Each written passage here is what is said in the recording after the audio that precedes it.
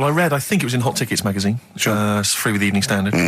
I might get some free Evening Standards now. I've plugged that. Yeah. I was just reading in there that, I don't know if it's still going to happen, but apparently she was going to do a little cheeky appearance at GAY. GAY? In London.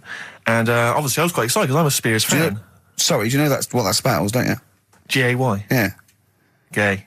Yeah. Yeah. Well, I think it is a gay club. Oh, sure, This is what I was ascertaining from the article. Oh, because they've said they've called it what it is. Exactly. Yeah.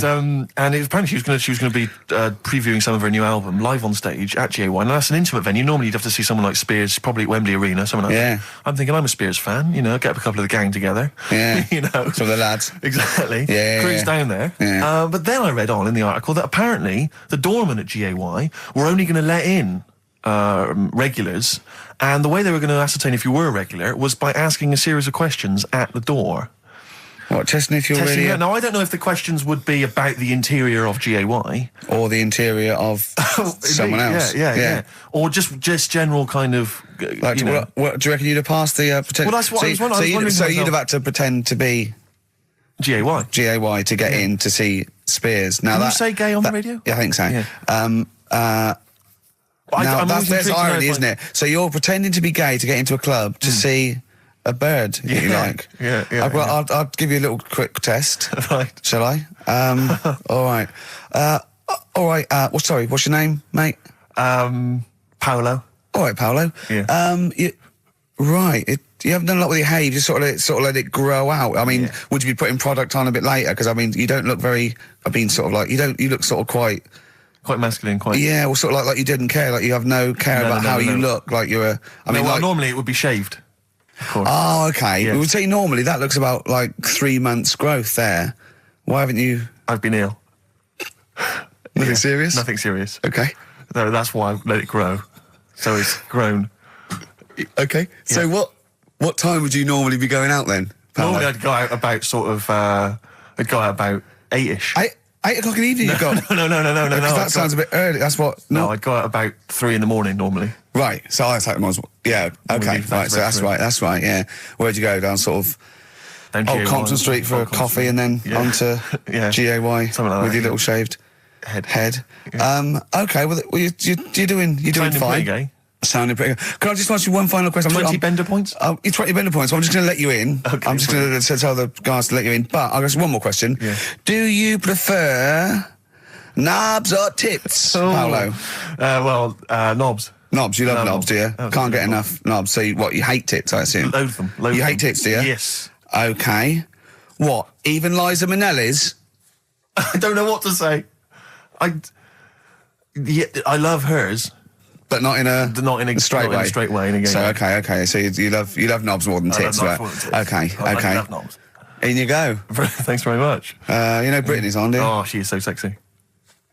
Oh, see, that's what would give me away. Like the Great Escape. It's just the last. Yeah. You just. Well, you're. I mean, I think you're probably a bit bi. Right. Yeah, okay. but I mean, going anyway. Thanks very much. Okay, the drinks are quite expensive. Oh, I thought so. Pop your shirt off, will you? Hey, Outcast on XFM 104.9. I'm Ricky Gervais, Steve Merchant, Karl Pilkington. You all right, Karl? Yeah, not bad. Yeah. Just when you were talking just now about like the gay stuff. Yeah. Right. I don't know if you saw the thing the other week about the fella who's on that quiz show. Oh. Sort of. Oh, right. Okay. Gay fella, straight, sort of man, woman thing. What are you talking about? Tell me what did you see? Tell me what you saw. This is like a kid come running in and he's seeing something frightening. It could be an alien, could be a ghost, could be a paedophile, and you've got to get exactly what actually saw out of him. Right, what did you actually see? It's just this fella who's a woman. Right.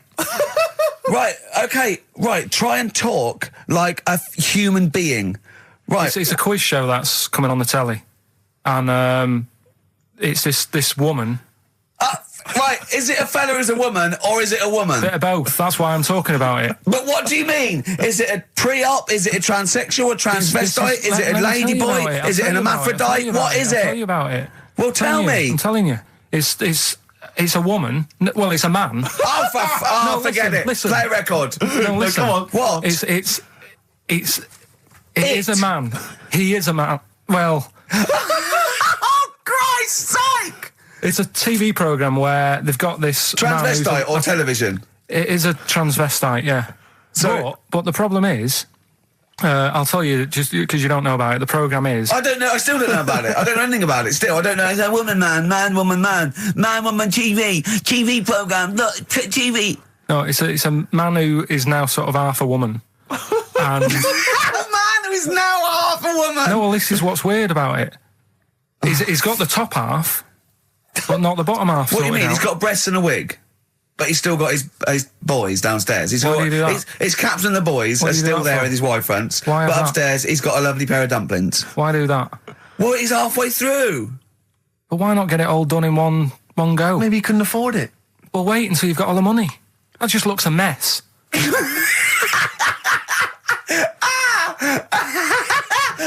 And who's he pleasing there?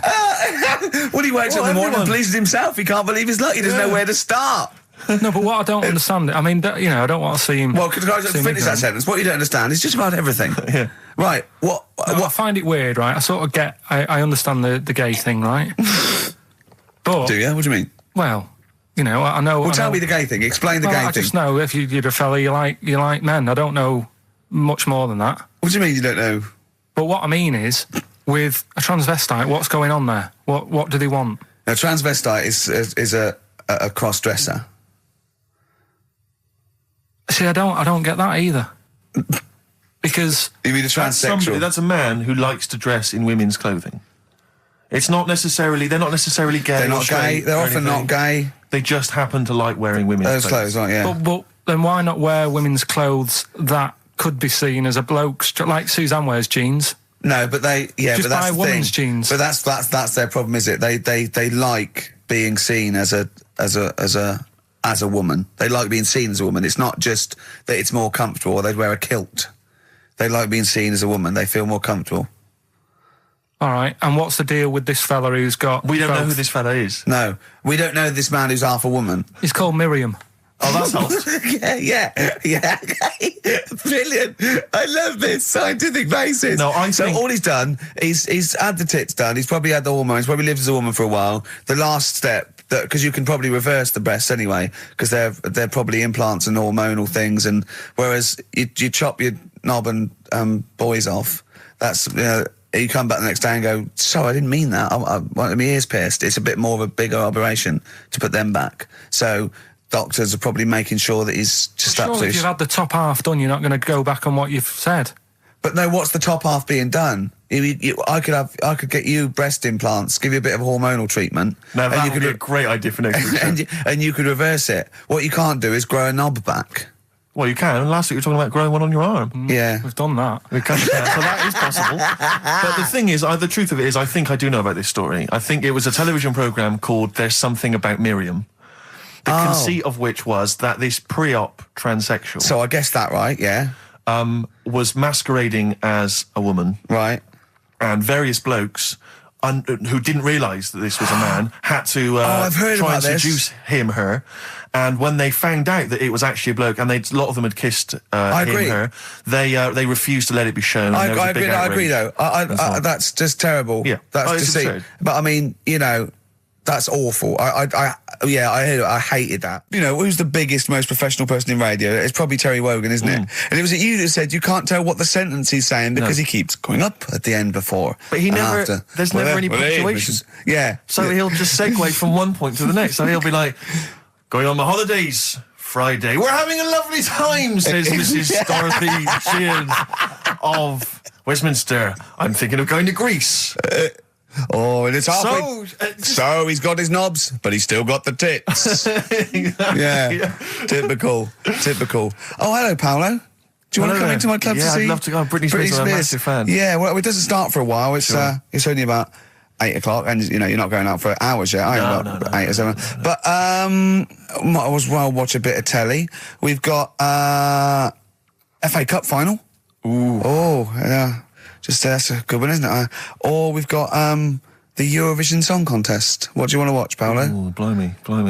Well, I love all the camp and lame Right. of the Eurovision Song Contest. Yeah. But is that David Beckham playing?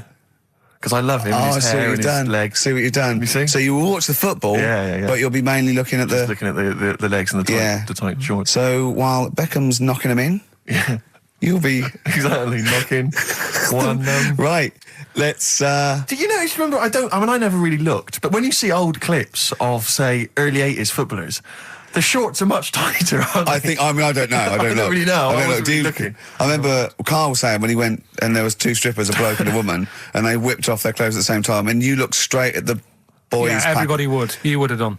Right. You do. You do. You look at his doo-doo. What do you mean?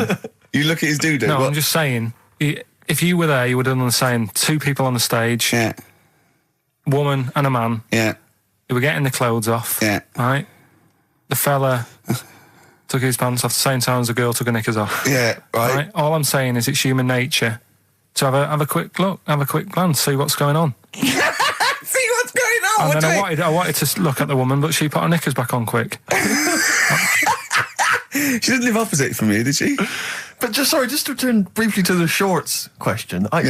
It's only because in the 30s and 40s they were huge shorts, weren't Yeah. they? I mean, genuinely massive. Like huge. A small child could wear them as trousers. They were. I think so that's to do baggy. with comfort and decency, though, isn't it? And then, but by the sort of 80s, there was barely any shorts there. I think that was fashion. But it's weird that you feel like at some point someone's gone, guys. I mean, They've good gone game too today, small. but this is ludicrous. But that's what happened, isn't it? Because things get bigger and bigger and bigger, and then they get smaller and smaller and smaller. Yeah. And fashion's like flares, Yeah. drain pipes. Yeah. Heels, flat.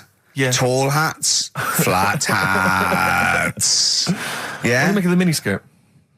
Long hair, skinhead. Miniskirt. Again, I don't know. I'm sure there's been 10 resurgences of miniskirts since 65, whatever it was. Yeah. It's fashion. So the short. You know what? Do you know what I think, Steve? I think the shorts will get smaller again before we die. I think we'll see one more tight little packet of Premiership footballers running round with their offal squeezed like the last chicken in a butcher's window. Almost protruding. Wrapped up, yeah. Yeah, definitely. Imagine if they just wore cling film shorts so you could see what was happening there, Carl. Where would you look then? Because you like football, don't you? We're doing Rockbusters. I suppose so. Go on then. Bong. Czech family says they've got a rabbit with 3 knobs. Right? Right. Done. Sorry, can you just read a little bit more of the Czech family with 3 knobs? Just about a family. Not read it to yourself. Read it out on air. It's just about. He can't read it to himself. I tell him to read it to himself. We still hear it. No, he was, because I could see his lips moving. Go on. Just this fella who had 3 rabbits. Right, just think of this is Trevor McDonald. Yeah. Okay, carry on, Carl. Okay, well, here's the news. Right, good, brilliant. Go on. There's a fella. He's got 3 rabbits and that, and then he checks them out. Right. Yeah. 2 of the rabbits have got 2 knobs each. Right. And he goes, that's a bit weird, isn't it? Sure. And they're throwing them around, sort of chucking, showing them around the family and stuff, saying, look at that, that's weird. Picks up the 3rd one. It's got 3. Yeah. So they ate the 2 with 2 because they thought they best keep the 3rd one because a little bit lucky in that. Yeah. It is lucky. 3 knobs there, yeah. Now here's the sports news, and that's how it would work. Go on. Talking about this the other day. Yeah. What was it now? Listen, the fella. Play a No, listen. record. Do you want, let's just, all right. All right, no, come on. All right, he's got it now. Go on. This fella goes to the doctors, Yeah. right? Oh, right, okay. Right, if this is in any way apocryphal, stupid, illogical, impossible, right, you are never, ever speaking again on radio. So make sure this is at least possible. I'll tell you what, I'll even give you improbable but possible. So if anything that breaks the laws of the universe or logic, okay, that's all you have to avoid. On you go. Right, so this fella, right, he goes to the doctors because he's got earache. Right. Okay, if a chimp's living in his brain... that he go on. So he's got earache, he's sat in the waiting room and his ear's all bunged up and it's hurting a lot and what have you. So the doctor comes out and he goes, right? And because his ear's all bunged up, he doesn't hear it that well, right? So he thinks it must have been me, right? So he wanders in. Keep going. Anyway, I'm going to hate this. I can just feel it in my bones. Steve, I'm going to let you take over. Okay, Let's hear it. Come so on. the doctor says, sit yourself down there, right? So he sits himself down. He goes, right, take your pants off, right? So he's thinking, that's a bit odd. Anyway, he heard that, though. He apparently he took his tackle off. The doctor, did some operation. What, there in the waiting room? No, in his office. In his office, yeah. What? Wait, so he removed what? His genitals? Yeah. In his office. Why, Carl? Why, Carl? Because he hadn't called him in. Oh, he'd called in a bloke who wanted his testicles taken off, and he didn't hear it. What? So the doctor went out and said, Mr. Jones, who's here to whip off your cock and balls, just here and now, right? Bloke comes in, it must have been me. So the bloke who wanted his balls taken off didn't say, I think he said me. So he didn't interrupt then. So the bloke goes in, he starts taking his testicles off, and he doesn't say, I'm here for me ears. It's a new single from Snow Patrol and Run. That's brilliant, isn't it? It's good stuff. On XFM 104.9. Rick, Go on. I'm about to say 3 little words to you Yeah. that I've never said to anyone before. Go on. Karl is right. On what, though? From Reuters, someone's emailed in. A Brazilian man who went to a clinic to have an aching ear checked ended up having a vasectomy after mistakenly believing that the doctor had called his name. He had gone in there, entered the vasectomy room when he was called. He was called by the full name and yet thought it was him. But the strangest thing is that he asked no questions when the doctor started preparations in the area which had so little to do with his ear. He later explained that he thought it was an ear inflammation that had got down to his testicles. And the fellas came off. Extraordinary. Right? I'm stunned. Amazing, isn't it? There's got to be a couple of news headlines, surely. Hold on, wait a minute. Bong. Pierced penis man off the hook. Knob body has been that lucky before. Brilliant, all right. Okay. You've got get a lobe of this court case. Right, okay. Not bad. I'm going Interesting. for knob body. It's been that lucky before. Right, it's a story about this kid who was born, right? Was he? Yeah, he was popped out, and the dad and the mum saw the baby, and it was like, oh, that's a good-looking little kid. Sure. And they were proud and that. And then... I don't know, they're surprised that it's a good-looking little kid. It's theirs. Yeah. Like, it could have been a frog, and they'd have gone, oh, he's got your eyes. And then the doctor goes, yeah, it is, but look at that. What? He said, it's a boy and hasn't got a knob. I love the doctor saying that. I love this GP. Right. Oh, this midwife saying that. Oh, I love little boy. Yeah, but no knob, baby. Mr. and Mrs. I mean, think. Right. No, but I'm speeding it up a bit. All right, come on. So the baby's Right, so the born, baby's like and that, doctor says it's a the lovely doctor baby, says it's got that, and the woman's like, oh, it's our first as well, and stuff, right? She's really gutted. She's What's the second going to be like? So, Go ahead. so the Just a knob. doctor says, you know, We'll call it Karl. All right, go on. Right, go on. so the doctor says, well, I'll leave it with you for a bit, get used to the idea, right? As opposed to throwing it away. So he wanders off. Yeah. He comes back with a smile on his face, right? Found the knob. So the mum and dad are like, what are you smiling about? He said, you're not going to believe this. Baby's just been born. It's got 2. Right? You can have one of them. And they did a little operation. Where did you get this information from? That's in a book. What book? Is it the a same joke as the book that you carry round with you? No. With the woman with 3 legs, the juggler with 9 arms, and the bloke who found shagging a chicken under a rock. Is it in that book? Weird though, isn't it? Well, it's not true. It is true. What, in the same hospital, there was a baby born without a knob. Luckily, Karl. It happened. You're not, you swear to God you're not making The this up. doctor making it came up, back honest to God. smiling because he won't believe it. There's a baby there with an excess of a knob. It happened, honestly. I'm not, all these things are not made up, the educating stuff. That's why I do it, isn't it? Teaching you stuff, always teaching you stuff. Fair enough. All right, if anyone can confirm the baby with no knob, they're the going to baby with confirm it 2, because they're going to go to the same dubious website that Karl got it from. I always try to be level-headed and reasonable in these situations. And it's You always ignore it. Guatemala or Mexico. Rodriguez was born without a knob. Luckily, baby next door and was 2 knobs. What a load of shite. Play a record. There's still more to come. Oh, I'm looking forward to it. Was it Nelly? Nearly dead. It nearly died. It nearly died. Bones, Radiohead off the Benz album. I mean, might be my favourite album of all time. You said it before, yeah. I can't say I've ever really got into it. I remember when it came out, it was just so ubiquitous everywhere. I never really bothered listening to it. I can still listen to it every day. I mean, that might be sad, I don't know. But it's a fantastic album. Yeah.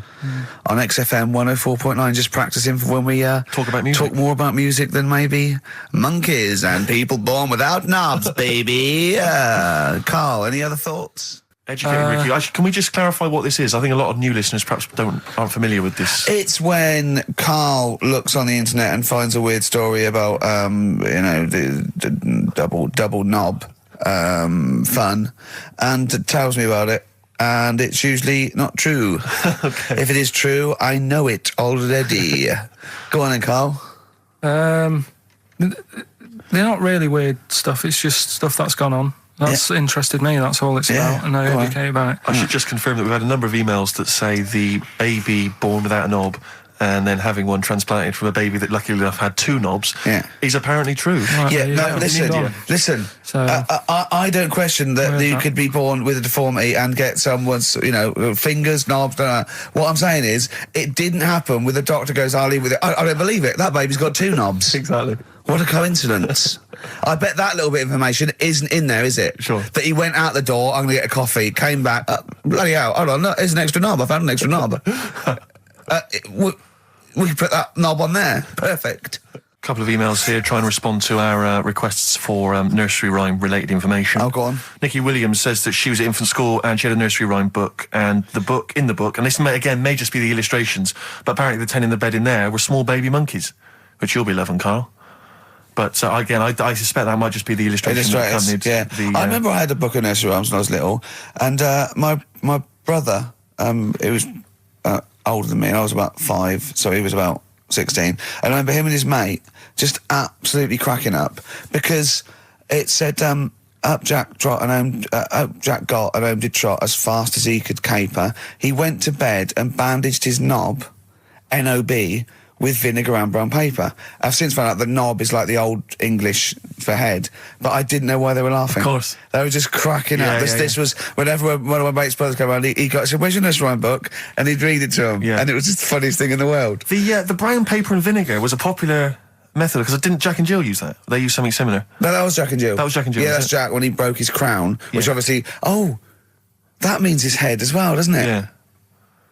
Yeah. So he's fractured his skull on a sort of like an outcrop of rock. Yeah. And then... is that still used, the brown paper and vinegar? I don't think it is. I don't know, maybe in Manchester they're still using that, I'm not sure. Yeah. But it was fantastic. So then we go and have our meal. What annoys me, I said, right, I'll go for a run. He went, I'll have a bath. I said, I'll see you at 7:45. At 7:55, I have to call him. He's not ready, so he's let me down there. I can't stand lateness or laziness. You hate lateness. And he's let me down. Do you know his excuse? He fell asleep in the bath because there was no light bulb. There's no light bulb in the bathroom. So instantly he fell asleep and he was late. No, do you know what I mean though, Steve? If you're sort of like nice and warm and what have you. I was tired anyway, I've been stressed out for 4.5 hours, right? My life flashed in front of me a few times in that buggy. So it's all sort of wears you down a bit. I thought, right, I've got a headache. You're going for your run. I'm going to have a bath. I walk in, put the light on. For some reason it didn't come on, but I thought, it's all right. I'll just... doesn't matter. You can have a bath in there. It's summer, so it's light anyway. Well, there's no windows in the bathroom, so... So you were in the darkness? So I'm in the darkness. I nod off because I'm shattered. He calls up, hassling me. So I said, well, it doesn't normally take that long for me because, I haven't got, like, long hair. I've got a dryer and I can sort of one wipe. Yeah. He's already 10 minutes late, though, when I called. Well, 10 minutes. 10 wow, minutes. Lateness is lateness. Next. Doesn't matter. Dinner wasn't until 7:15, so we had, like, another 20 minutes anyway, so it doesn't really matter. Yeah, but we said 7:45. So he's calling up, hurry up. So I said, yeah, all right. So I get out and dry and like my tackle and what have you. Calls back again 30 seconds later. No, I don't. I don't like that. Not gonna do that, no. Give it a wipe. 30 seconds later, come on. So I end up going downstairs to the meal area, naked, with a wet shirt on and wet socks. I've got headache as it is. Meant to be a relaxing weekend. But anyway, so we have our meal, which is really nice. And then we're sitting in the bar. I'm having a cigar by the fire. Yeah. Like, we're having a rather nice Pinot Grigio. Yeah. He's there going, I've got an headache. Is this 1955 that you live in? So holiday, where'd you go on holiday? Sardinia. Good? Yeah, it's alright, yeah. Nice food and that. It's important, isn't it? Yeah. And nice beaches and what have you. Excellent. Always like a nice long beach to walk down. Yeah. But, so we're having a nice walk, right? You know how nudists do me head in? Sure. Right. Not a problem though, is it? It's not like being scared of spiders where they might jump out under the kitchen sink at you. You know what I mean? It's not a big problem having your head done in by nudists. Yeah, but it just annoys me. It sort of ruins the day a little bit. Because it makes me feel uncomfortable. Right. Take your clothes off if you feel uncomfortable. It's much more relaxing. Yeah, but...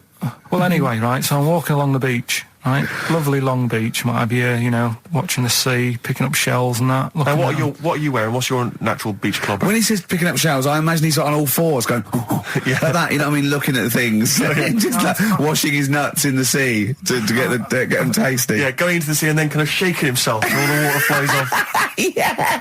I've just got, flip-flops on, pair of shorts, and like a little light shirt. Sure. Mm. So anyway, walking along, and Suzanne goes, "Oh look," right? And there's this woman, German, I think, coming out of the. How can you tell she was German? Underarm hair. I'll get to it. Forget Okay. the underarm hair. She came out. It looked like she was smuggling seaweed. I'm gonna burst! I'm going to burst! Oh God! And the funny thing is, right?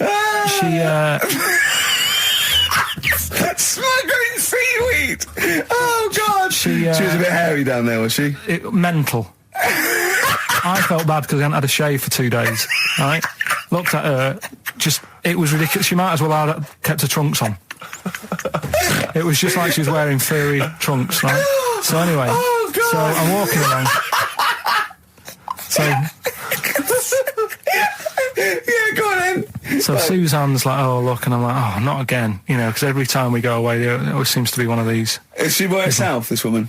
Well, the weird thing was, she was with her husband, right? Yeah. But he had shorts on. He was happy, right? But every time, because I walked past her, and he sort of ran off, because he's embarrassed. Do you know what I mean? There's nothing normal about it. What can he do? He can't go, "All right, mate," because he knows it's odd, right? How old was he? Sorry, how old was she?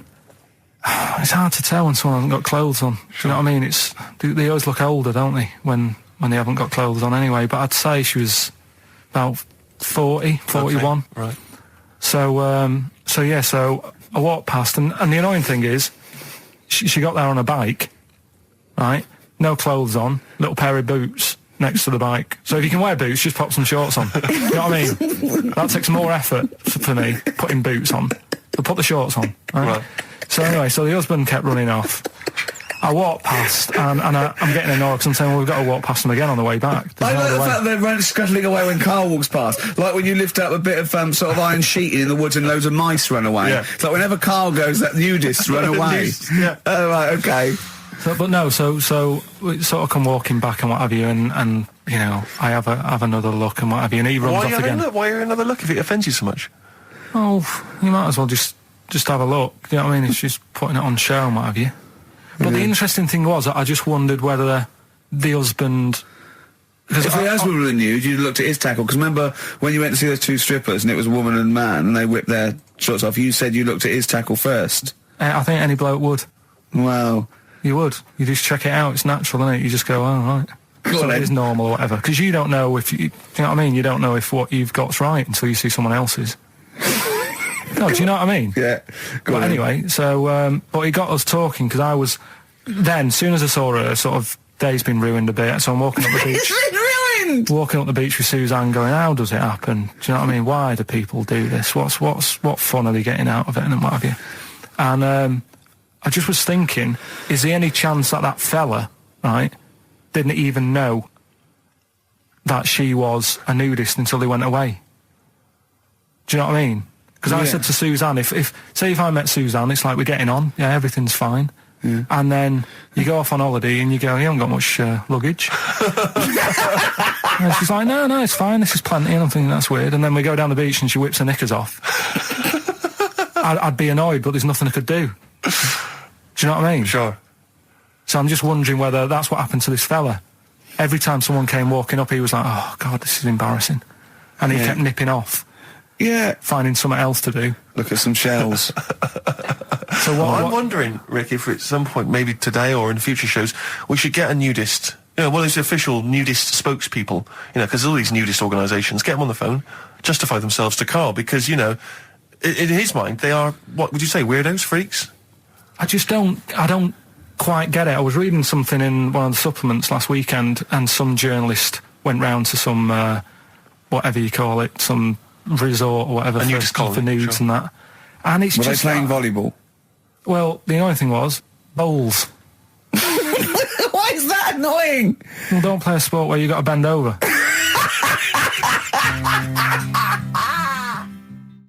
Neil Young from the album Zuma, and that's Pardon My Heart on XFM 104.9. Ricky Gervais, Steve Merchant, Karl Pilkington. We just had a text here that says, and I don't know what truth there is in this, as ever, but John says there is apparently a nude bike ride today in Hyde Park. Now, I can't believe that's the case, because I don't think it's allowed, is it? You can't ride around with your veg, can you? I don't know. Why would you want to? Well, good point. On a bike. On a bike, I love the fact that that's what disgusts him.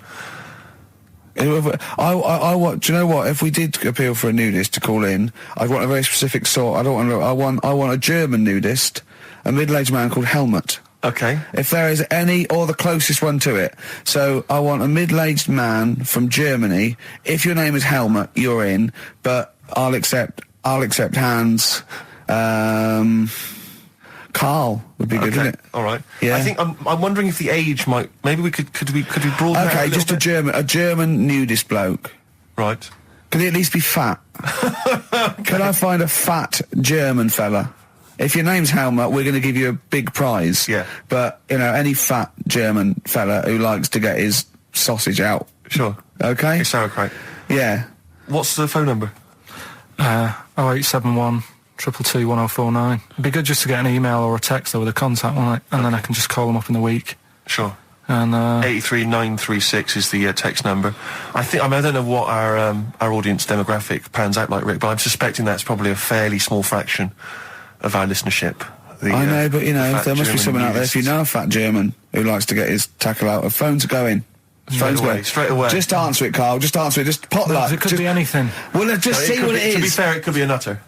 But just say hello. Just tell his nutter straight away. He'll stay there, won't he? He'll stay there. Well, answer it. Answer it. Leave it. Answer it. Oh, you see this? It's gone. It's gone. There you go. He bottled it. So, just as well. Did you have to have that thing done where they say, what side do you wear your member? What side you dress? They don't say what side you wear your member. That would hardly be a euphemism, would it? So they say what side you dress, sir.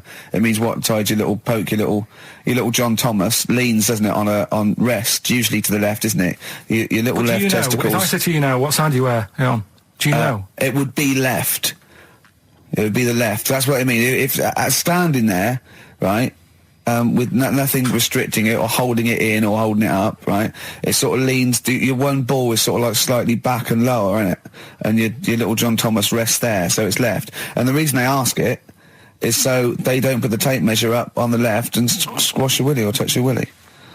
So it's nothing to do with like, well, you'll need a bit more room of sort of more material on that side, or. Well, no, I don't think they compensate. It's just when they when they stick that up into your groin, they don't want to come in contact with your little. The thing is, I don't know what side I wear stuff on. I just sort of pull my pants up and wherever it wants to go that day. But maybe it's not big enough to sort of make any, real decision. But like now, I'm sat here right with my jeans on. I don't know where I am. Well, that's clear from hearing you talk. No, but what I mean is, if a fella said to me, "What side are you? What side's your member on?" Member? What is this the use of the word member suddenly? I'd go. Well, it's usually not appropriate. And also, I imagine in the old days they had big baggy pants that used to sort of like hang down, and now, you know, like with those stretchy boxers and briefs, it's sort of held up in a nice little, neat little parcel, isn't it? So it's probably not appropriate. It doesn't come in contact with your little snake. So, you know. Did you ever, have you ever heard that? Are you telling me a tailor has asked you that and you went, what do you mean, mate? No, I've never, I've not really had one made to measure. I had one made when I was a kid, but since then I've sort of bought a suit off the hook. But when you were saying about buying a suit, I know that question sort of crops up and I don't know what the answer is. It just annoys me the way I don't know, there's no surprises anymore. Do you know what I mean? People know. What do you mean? He's going to go, right, I'm going to measure you now. Which side shall I measure? Go, well, pot luck, go on, have a look. Right, there you go. Oh, you got it. You checked me out. What do you mean there's no surprises anymore? What are you talking about? Everything you say is a surprise. Everything you say. Every opinion you have is a surprise to me. What I mean is, why aren't people just happy just to go, well, depends, doesn't it? I'll just pull the pants up wherever it wants to go. I'm happy. What do you mean? Why is this such a big issue? But Carl, when they ask you this question, they're not making a note of it somewhere. It's not statistical research to find out what the kind of common leaning is. It's a question so he doesn't touch it when he's using his tape measure. Just be careful. But he is being careful by asking the question. But what's wrong with him touching it anyway? If he's, I mean, it's only a slight. Fair enough. But if he just sort of, knocks it a little bit, you can just go. Do that again? To me, it's the same as the prostate thing. It's just happening all over again. But the doctor doesn't go, what side's your arse on, sir? Trying to avoid the arse. He wants to go, he knows where your arse is and he's aiming for it and he wants to get it up there. He's aiming for it for a good cause. This little fella's going, well, I've got to measure his leg. I don't want to touch the knob. I'll just ask him, sir, do you mind telling me where your cock is so I can avoid it? It's a big difference. But like I'm saying to you, I'd have to have a look first to let him know. I don't know where it is now. I don't know. It could be the left, could be the right. Are you telling me you don't know where your knob is without now? looking? Well, what do you mean without looking? How could... Well, you're saying it as if like... Should we have a guess? Well, have a look and tell us where it is. And what are you wearing? What sort of pants are you wearing? I've got my jeans on. But you got pants on underneath them? Yeah. What are they? Briefs or boxer shorts? Boxer shorts. Boxer shorts. Well, it's probably free, but the jeans are probably strict knit. I think it's probably either in the middle, dressed in, or just slightly to the left. Have a look. We'll tell the listeners after the break where's Carl's knob. It's a good competition. Oh, brilliant! We've got to send this to the Sony Awards people. XFM. Run, Snow Patrol on XFM. Well, big question. Where was Carl's knob? That's what people have been hanging on for. Yeah. Where was it? Well, I can't believe people have been texting in. Hey, what, guessing where it is? People saying, is it in the middle? Is it in the left? It cost them 10p. It cost them 10p to find out. Just wait, I'm going to give out the answer. You don't win anything, right? Like, strike it lucky. Right? Bottom or middle? Right. It was to the left. Oh! Yeah. I went with the right. That's annoying. See, I thought it would be to the left. If not, maybe if it was all scrunched up, sitting on your lap right, it might just pop up to the middle. Just pop out, like, Well, next week we'll be finding out where yours is. Where's Ricky's bollocks? Right then, which leads us nicely into knob news. Oh, it's the welcome return of knob news. Right, okay, it's very much like the news at 10. This, isn't it? I do a bong, or in this case a schlong, and he gives me the headlines, the knob news of the day. Where have you collected all this knob news? Was there a lot of knob news this week? It was mental this week. The amount of stuff. The way it works, you give us the bong. Yeah. I'll give you the headline. Okay. Steve decides which stories we're going to talk about. And now on XFM, knob news. Schlong. Man grows knob on his arm. Schlong. Man gets doctors to make him a second knob. Schlong. Turkish prisoners made hole in cell wall to produce third inmate. Schlong.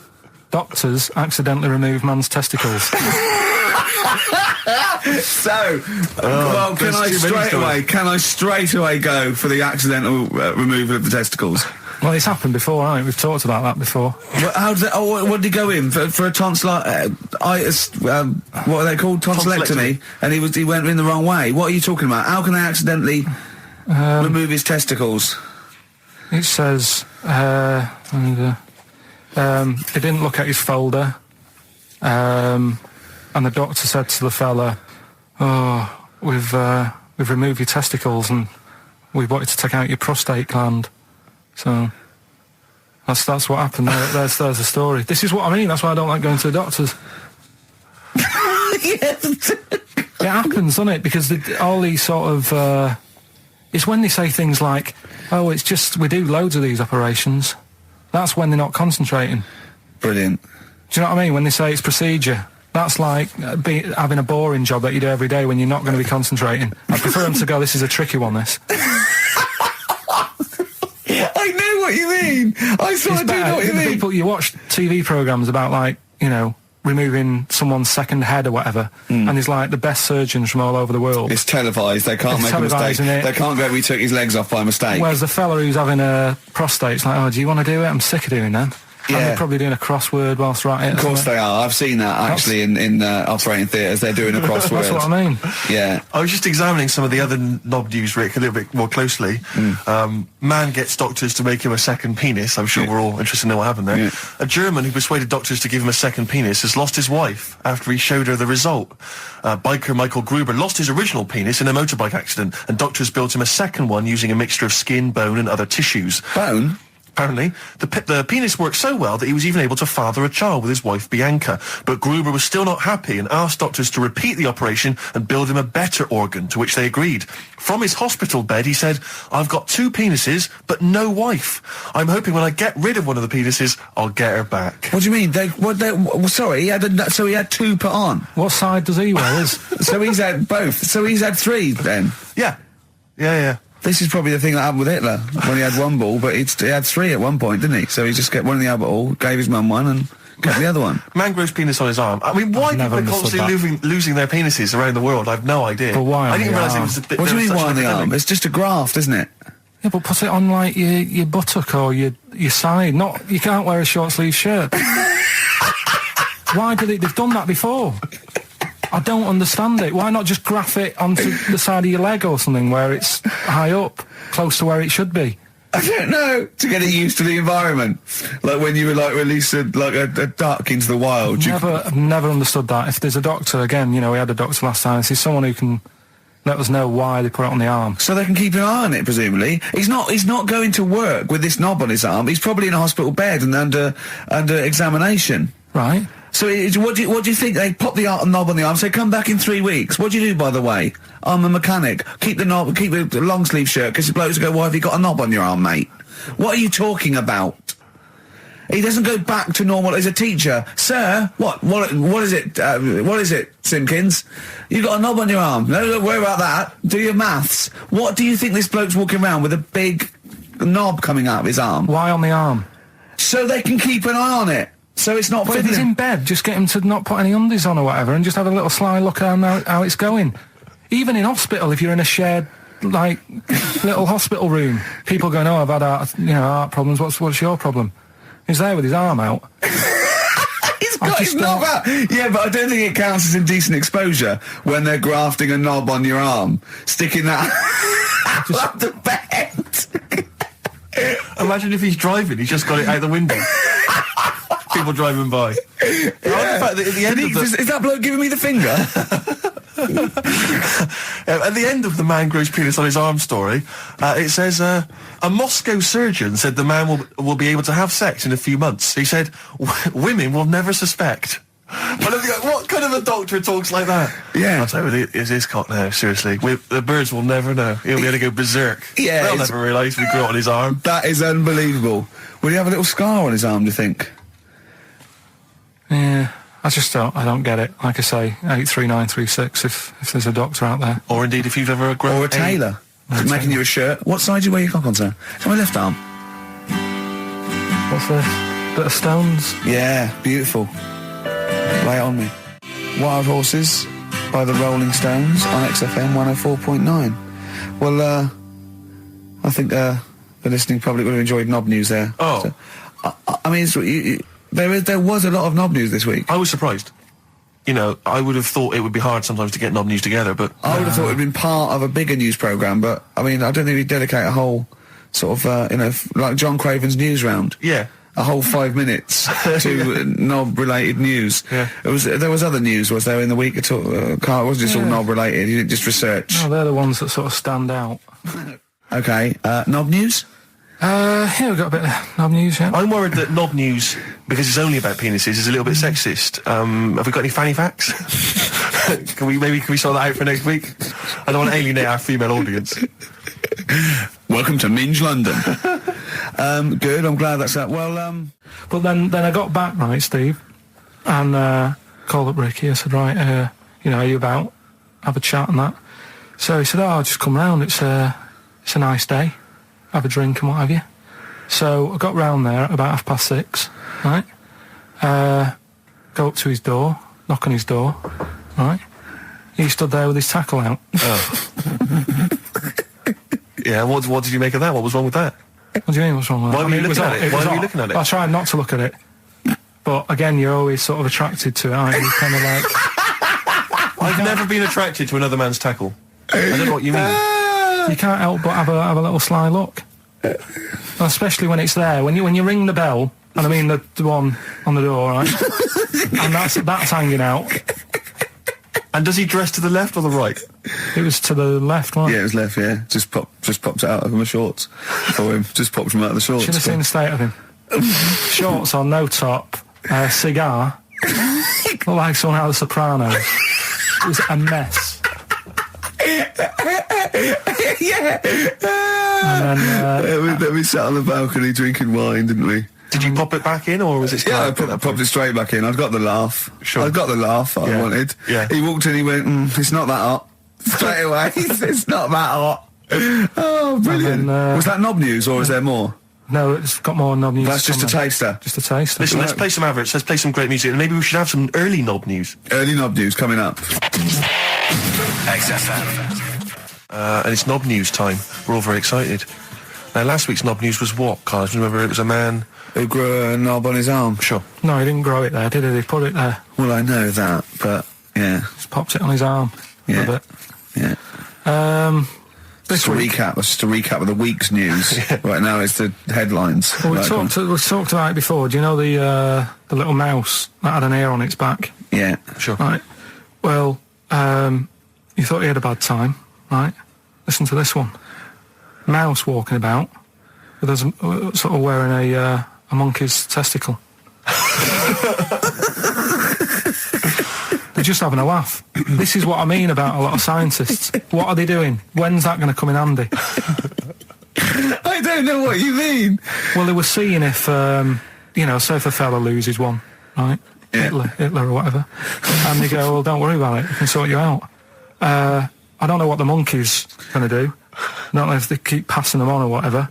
But the actual monkey testicle was put on the mouse. And it worked. It worked for the mouse. But isn't it... I mean, isn't a monkey's testicle quite large in relation to a mouse? Would it not look like the mouse was on a space hopper or something? Oh, yeah, it didn't look good. Well, they didn't put it where its testicles would be. No, they did. They put it... Well, how could it walk then? The ear was on his back, so he could just get about. Well, I don't know. But Well, you don't know, do you? You just guessed. Did they grow the monkey's testicles where the mouse Well, it testicles looked would... stupid anywhere else, though, wouldn't it? Oh, whereas a mouse with monkey testicles, that's fine. You'd be showing off. You'd be all right. I'd prefer that than the ear. When that mouse gets put back in with the other mice, do the other mice go, George, you look different. Have you had anything done? But the weird thing is, as well, apparently it still works as a monkey. What? So, like what are you talking about? Like the sperm and that was it was still sort of monkey. Of course sperm. it was. What are you talking about? But that's weird. But what, Carl? What? But what? It's only a thing to give it nutrients. That's all the thing they're testing. It's like grafting at that level. Right. What's your question? Because I'm right. What do you think? It would change eventually. It would have changed into a mouse testicle because it had been hanging round a mouse for so long. No, I thought the actual sperm of it though would be a mouse's. Why? Because it's hanging off a mouse. No, but your sperm is actually created in the testicles. So that's why it has to be outside your body. Otherwise, we put them in a nice little cage. But I'm guessing then that they've done this operation so that they can do it to humans. Yeah. Why would I want a monkey testicle if my kids are going to be monkeys? What use is it? No, think. That's no. That's going to happen anyway, Carl. Yeah, but think. Think of what you're saying. They've grown a monkey testicle on a mouse to see if it would still function as a monkey's testicle, okay? So they can do that to humans. So think, Carl. What they'd do is they'd grow a human testicle on a mouse and it could still be used as a human testicle. So what? To give you a testicle that you've lost. From a mouse? No, from another person who it was kept alive on a mouse. Because it's kept the nutrients alive, as opposed to keeping it in a deep freeze. Maybe bollocks go off after a week. I don't know. Maybe they get accidents. He had a little a card. Do you donate your testicles? Yeah, I'll tell you what. No one needs testicles yet. Let's keep them on a mouse. You have yours ripped off in some sort of bizarre skiing accident. You go, well, you're in a Battersea Dog Town. You pick the ones you want. They can grow them on anything. They can grow them on a Dachshund. Bulldogs are growing them usually, that's where you see a bulldog. Usually that's waiting for an operator. What don't you understand, Carl? Hang on a minute. I thought this was knob news, not testicle time. I don't understand what... Yeah, testicle time's not for another 10 minutes. Yeah. No, it's all sort of linked and that, though, isn't it? Well, sometimes it's linked to a mouse. But what do you think about, like, I don't know, testing stuff out like that? Is it worth it? Could you not just go straight from... But listen, Carl, I'm getting this information from you. No, if this was on Question Time and someone said there were, Dimbleby and Paxman or whoever said it, I'd think about it as a moral dilemma. You've just said you saw a mouse with a monkey testicle. What do you think of that? I don't think any of it. I don't think anything of it is the answer, Carl, because I can't trust the info. I cannot trust anything that comes out of your mouth. It's the best of. You've been voting in all week, sending your emails. So here's the clips that you wanted. All right, so here's the first bit. Yeah. Some doctor or something who was into, like, the way bodies work, they got their head cut off. Who did? The doctor? Yeah, he was doing a bit of an experiment. And he cut his own head off? Yeah. Okay. And it was about, he said, when my head's in the basket, I'm going to blink my eyes. Right. Okay, sorry, hang on, let him finish. And, so the doctor has chopped his own head off, and he's told everyone, I'm going to blink my eyes. He's in the basket, and he goes like, right, I'm going to blink my eyes about, as many times as I can. So quick, count them. And they count, and he got to like 15 before he died. Now this is how Carl told me that. Till Nick Frost explained that, Carl told he said, right, well, a bloke, right, he had his head cut off, and when his head was in the basket, he went, count how many times I can blink. And I went, well, that's rubbish. He went, no. And Nick went, well, no, he actually said, when my head's in the basket. He went, and Carl went, all right. I said, Carl, do you know the subtle difference? Do you see the subtle difference? I have to say, though, guys, I still don't really understand what went on there. You've both lost me. The story is that a bloke who'd been found doing... you mean that Carl just explained it and that was a clear version? Because I still don't know what you're talking about, Carl. Well, this bloke had his head cut off at experiments against God. He was a doctor in in olden times. Yeah. And when they cut his head off... Why did they cut his head off? Because it was... he was executed. Crimes against... Exactly, he was executed, yeah. And he said to his assistant, when my head's in the basket, I'm going to blink, count how many times I blink and write it down as an experiment, right? Carl told it to me, like his head was cut off and he went in the basket, and when his head was in the basket, he looked up and said, count how many times I blink. Yeah. I love that. I love the difference in that story. Yeah. Both rubbish, but, one's possible and one isn't. You believe anything that you're told, except when we tell you the truth. What?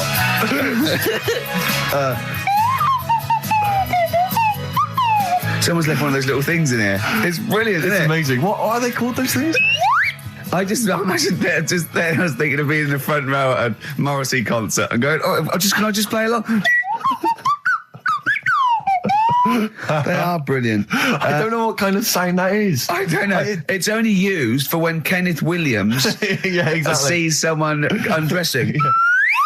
Yeah. That's the only time that is used, that noise. Exactly. That is But brilliant. it's like it was specially created for the Carry On films. Yeah, we need, I don't know what it is, but we need something when I walk in and see someone changing. Well, what about this? There is a light that never goes out by the Smiths.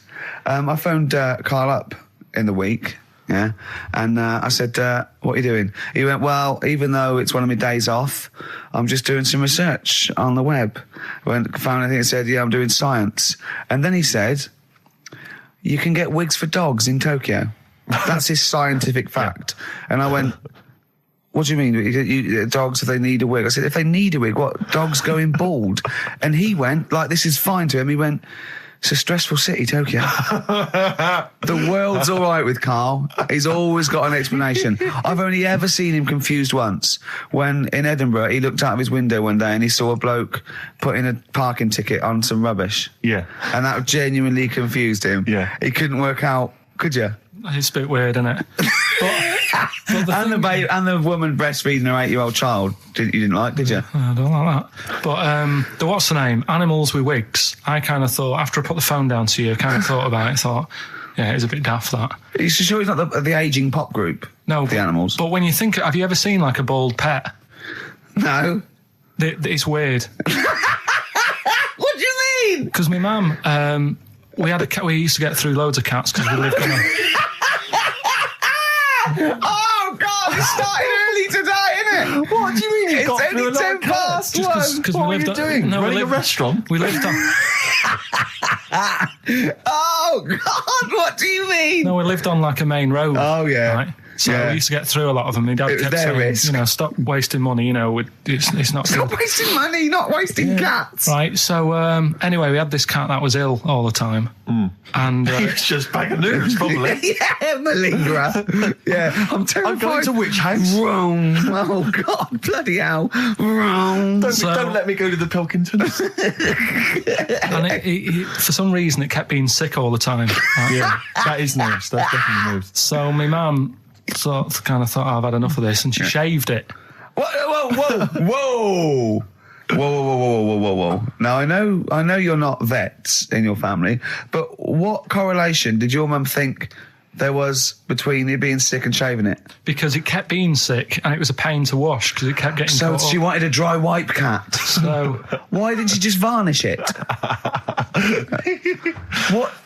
it's weird. It's weird. though. So now he's cold and sick. No, but not all of it. She left sort of the back half, but sort of from its waist, sort of. I love that. Shave it because it's sick on itself. And That is it was the genius. weirdest looking thing. I mean, normally I like cats. I'm always like giving yours a stroke on the head and that. Yeah. But as soon as she did that, it was like, oh, Yeah. can't touch it. And then So now it's sick, cold, and hated. Yeah. Carl. It must have, I mean, the other cats must have been taking the mick out of it constantly. It's just making things worse. Did it get, I'm hoping that it got run over and was put out of its misery. no, I think it got all right, that one. Or is that the? Yeah, it did get run over. It did. Oh, God. Oh, dear. How many cats do you say you've got through? I'd say whilst I was living at home, I mean, it's still on the increase even though I'm not there. So whilst I was there, probably 5. God. Wow. Oh. Yeah. And were you upset each time, or you just got used to it? It's one of them things, isn't it? Like I've said before, when you first see something, it's a bit of a shock. Do you know what I mean? It's like the Elephant Man or whatever. Yeah. First time you see him, it's that sort of, oh, look at that. Do you remember the first time you saw Steve? No, I'm not being funny. Do you remember the first? Yeah, but I've said this before. It's always, then you get used to how people look and you don't... No. I'm going to burst. You have to play a record. No, but- Because I just see Steve's face. No, but I've got used to it. Shut up. Wait, what were you thinking during the quiz then when the questions were coming out? What were you thinking of? Well, what it was, right, just before the quiz started, I had to go to the toilet, right, because the rule is, right, people who don't go to it, once it starts, phones off, yeah, no you more can't leave toilet. the room, They yeah. take it dead serious, don't they, right? Yeah. So I went to the toilet. Now, I'm not being out of order here, it just got me thinking, right? I went to the toilet. The gay fella in there, right? There was a gay fella in there. Gay fella in the toilet. Now, How could you tell? How did you know? just typical, everything about it, right? Everything about it, right, yeah. Oh. What, large handlebar moustache, leather cap. Butt plugs, amyl nitrate. Could I just say that these views do not reflect the views of the management of XFM or me and Steve. Or most of the people in this country. Go on, Carl. What's your problem? Yeah, but this is what I'm worried about, really. But this is why I only got Danny Minogue right. Right? Because this was floating around my mind. Went She's to a the big toilet. gay icon, Now, isn't she? go into the toilet. They have like men's cubicle and they have women's cubicle. Yeah. Now, without sounding out of order, is it wrong for me to think gay men should have their own little cubicle? Call in! They should have their own... Well, not cubicle, you mean an actual toilet, I suppose. When I was at the urinal, Yeah. normally, there's a fella there and then you go, all right. And there's no pressure. But I couldn't go. I was thinking, should I wait? If I go into the toilet, it'll look obvious. Yeah. I had loads of pressure and But this was what were going you on. worried I'm so about? sorry. What were you concerned about? Viewers? I'm so Well, sorry. it's like, right, listen, when I was a kid, right, and it's all right for you to go into women's toilets when you're a kid, it's like, oh, it's a bit cute, Yeah. right, as long as you're not, like, over 15 or something, right? Right. But when I was a kid, I went into a toilet, and women, when they use their little cubicles, they don't shut the door. Some of them just sit down on the toilet, Yeah. right, and you see everything. And, no, seriously, that's probably one of the first times I saw, like, a woman. Yeah. That, right, and my Auntie Nora when she was staying over. What happened with your Auntie Nora? She was, she's into wearing caftans. Into wearing what? Caftans. Oh, yeah. What caftans? Big, bellowy sort of dresses. Right.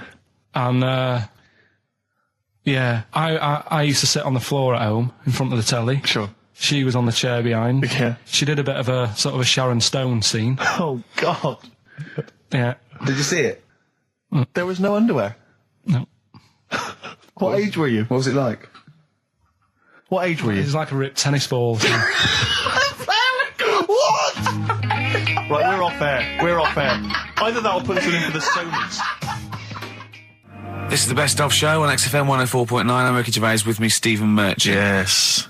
I hope you're enjoying the Best Of. Oasis, Live Forever on XFM 104.9. Right, we're in the swing of things. It's mine and Steve's favourite bit of the whole show. This is what we do this show for now. Educating Ricky. Yeah. Go for it, Carl. As you said, learning can't be fun. Yeah. Yeah. Okay, I'll go for the one... What's the one about the butcher, going down the butcher shop? You've got to get your kit on, we're off down the butcher's. Yeah. You going for that one? Yeah. Well, do you know the saying, don't let the cat out of the bag? Yeah. Do you know what it means? Yeah, well, don't give away a secret. Right. Well, do you know how it came about? No. Well, ages ago. Before, like... Ages ago. 17th century? Yeah, before, like... Yeah, 17's good. Yeah. Before, like, proper butchers and Dewhursts and supermarkets and that, you used to get these blokes who sold meat. Right. Butchers, they were called then, I think. Yeah, but the difference was they didn't stay in the same place, they moved about. Right, so they'd turn up on a street corner, right, and he'd have, like, loads of carrier bags of, like... Carrier bags? Yeah, with meat in and that, and people would Plastic be like, carrier bags? Yeah, with whatever. mobile butcher on them. Yeah. Right, so... And an email address. Yeah, go on. People went, right, yeah, I need some meat, right, so they'd go up to this bloke and say, what have you got? And he'd say, well, I've got a you can have a bag full of pig, or you can have whatever, a bag full of chicken, whatever. Yeah. And they'd go, yeah, how much? They go, call it a fiver, whatever. Yeah. And they'd buy them, and to make more money, they didn't always fill the bag with what they said was in it. Oh, I thought that might be the case. Right? Yeah. So what Did they they used to ever do... put cats in there? Yeah. But I don't see what... Okay, so sometimes they would put a cat in the bag They'd put a and cat pretend in it the was bag. chicken or whatever else. Yeah, so Why was a cat any cheaper than a chicken? Because cats are wandering around the streets, aren't they? Chickens aren't. So they'd get a chicken, they put a chicken on the top so that when they look in it, they'd go, yeah, that's all right. Got a bag full of chicken. They'd get home to make the dinner, and they'd be like, what are we having tonight? And they'd go, well, you'll never guess. And they'd have, like, well, you can have a chicken leg, and... But it wouldn't be a cat. Yeah. They'd have to defrost a pizza. Yeah. Did they mind that they were eating cat then? in those days? He didn't say. He just was saying about the saying, don't let the cat out of the bag. It's like, if they see that, they're going to go mad. I'm mildly disappointed with this story. It's all right if it's true, but there's something about it. It's just, I want to know more. He always leaves it. Is it Karl doesn't quench your thirst for knowledge? He creates more. I don't know if that's a good thing or not. Well, yeah, he's like the pot noodle of information. Yeah, do you know? He never. I want to go. I'm not nourished by it. It's like if for every fact he tells me, there's 10 others that spring up that I have to get clear. Well, so it was the people that were doing this. It was the dodgy butchers that coined this phrase. Were they saying to each other, "Don't let the cat out the bag"? I.e., what I mean by that, Jack, is don't let them see the cat. Yeah. What we've stuffed in there. Yeah. Dodgy butcher. That's another phrase, isn't it? Yeah. So that's the first one. Is that a euphemism or is it dodgy butcher? As his meat delivered round the back. Sure. So that's that one. So let's get your kit on. What does that mean? It's a euphemism for homosexuality. Okay. And meat, presumably, in that means different things. It doesn't. It's a word that is also a male would bird. Would it mean chicken or cat necessarily in that context? Or well, I suppose it could. Yeah. Do you know what a fable is? I've got a rough idea. Okay, it's a thing that uses sort of metaphor, analogy, just to explain sort of morals. I mean, they're very very old for a start, and it's all. I'll give you an example of one. A quick one. Oh, the one about the dog with two bones. He goes to a dog's got a bone. He sees a reflection in the lake, and he thinks, "Oh, that dog's got a nice bone. I'll have that." And as he goes to get that one in the reflection, he drops the one he's got, and that's one about I think I was told one when I was younger. Go on. I think it was one. This young lad, he's got a dog, right, and he sort of is about 8 years old. And this dog, he's had it since he was about 4, and it's a bit tired now, and he chucks sticks for it, and it doesn't go for it. And he's saying to his mum, "Oh, I want a new dog because this one's useless. It doesn't do what it doesn't have any fun with me." So they say, "Oh no, but Rover's a good little dog. You should look after it." And he's like, "Oh, I don't like it. I want a new one." So they buy him a new puppy, and it's running around, yapping about, and he's loving it, and he's playing around with it in the grass. And then one day he goes to the park and he's messing about and rolling about with it, and he falls into the lake, right? And the little puppy's like yapping at him, and he's going, help me, the little dog's yapping. And then the old dog comes and gets his collar, and it pulls him out of the lake, and he goes, "Oh God, why did I forget about you? You're the better dog." And he loved that one again rather than the puppy. I got a feeling that was Lassie. Well, yeah, that was an episode of Lassie. What's the moral? What's the moral there, Karl? What's that telling? What's that explaining through analogy? Sort of, don't forget the old. Look after old people. I remember there was one I heard once about a young boy who got trapped in a lake inside a cage. But he loved his trainers so much he wasn't going to get them wet. But even though he had to get out there, and even though he thought that was the important thing because it's material value, he actually drowned, and the trainers were no good to him then. I woke up this morning, feeling fine. It's not a blues song, and I turned my phone on, and it was from Karl, and it went, "Forget it, I've made my mind up." And I thought, wow, what is that? And I forget it, I've made my mind. Yeah, I went, "Karl, what is it?" He went, "Oh no, it's about the text I sent you last night." I went, "Well, what was it? I just got this text." He went, I was just wondering, I was thinking last night. He said, "Supposing you had to have your hands removed." Sure. Right? And the doctor said, "Well, you can either have them stay like that with stumps, or I can sew feet there. What would you have?" And I was bleary-eyed, and I went, "The stumps." He went, "Yeah." I went, "All right." He went, "Yeah." And then what was his follow-up text to that? And then I got the text. It was obviously before it, and it went, and it was like quite serious. What would you do if surgeon not doing your hands? Would you have stumps or the feet? Right now, the way when I said he's made his mind up, and I went the stumps, he went, "Yeah." I think secretly he decided on the feet, but was too embarrassed to tell me. There's a little bit of what would you do? Because But why did you think of this? Why did you think of this? Girlfriend's away, right? Yeah, no, that's not why you start thinking bizarre I'll tell surgery you now, devices. right? I'll let you into my little mind, right? Last night, I had some beans on toast, right? She was away. It's good already. She was away, she had some beans on toast, she went wild. Yeah. Right? Now, I was stood up. I live on on a high street, right? So I'm washing up, I'm looking out the window. First thing that had my attention is I can look into other people's flats, right? Yeah. And it was weird how all these different lives were going on. I was watching them, and everybody had the telly on and was watching Volcano, right? Which was on last night. Right. And I thought, that's weird, right? I can see them all watching it. And it was like a little Chinese lad who was dancing around in some underpants. Yeah. And then there's a little old woman who lives downstairs who was reading a book, and she's always reading a book every night. And it's like, I have a better life than her. And then there's like some sort of bouncer who's always getting ready to go out late at night with all the black on. He looks like a bouncer. So I was watching all this life going on. I thought, did you witness a murder while you were doing this? Yeah. It was like that sort of Sliver film where that bloke had loads of tellies watching people's lives. So that was going on in my mind. And then I was washing up, and I picked up the plate, and I thought, it's amazing, isn't it? The human body, the way you can just sort of, I want to pick that up, and you do. Yeah. And the way your hands work, right? You've got 5 little digits, but it's just the right amount to do to do what you've got to do, right? So I'm cleaning the plate. Sorry, Carl. Stop.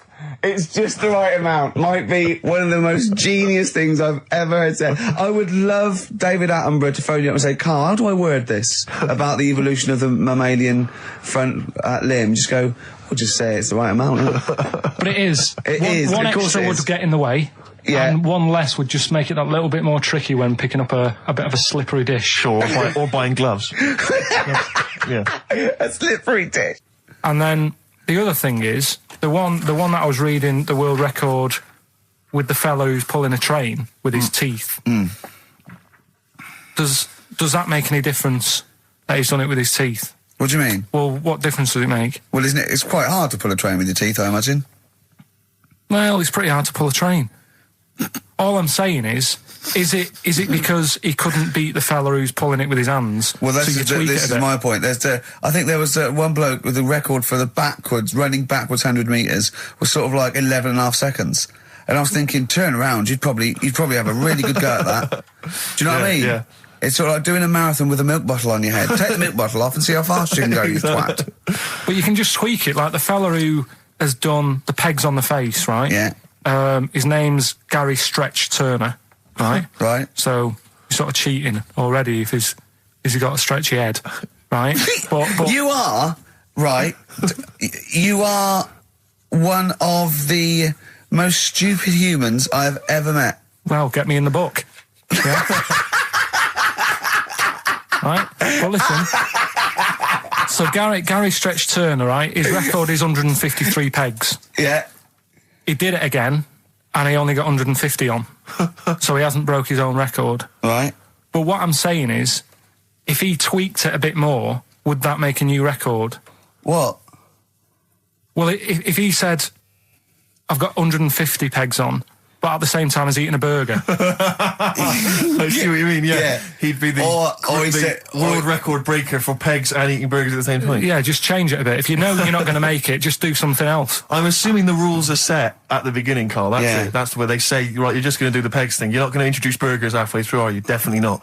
And then they have a go. I was on one leg, not interested. How many pegs? 150. Can I just ask very briefly, I was quite interested by the family had to move because they lived on Butthole Road. Yeah, I quite like that one. I don't know if I've told you before, Rick, where I used to live. I'm not going to tell you the name of the street that I used to live on, not on air, because my parents still live there and I don't want, But I'm going to write it for you now. This is the genuine name of the street I used to live on. Just imagine when you're at school. Yeah. And like in class, for instance, in French, you've got to say, you've got to answer where you live. Yeah. J'habite, wherever. Yeah. That's the name. This is actually the name of the street we lived on.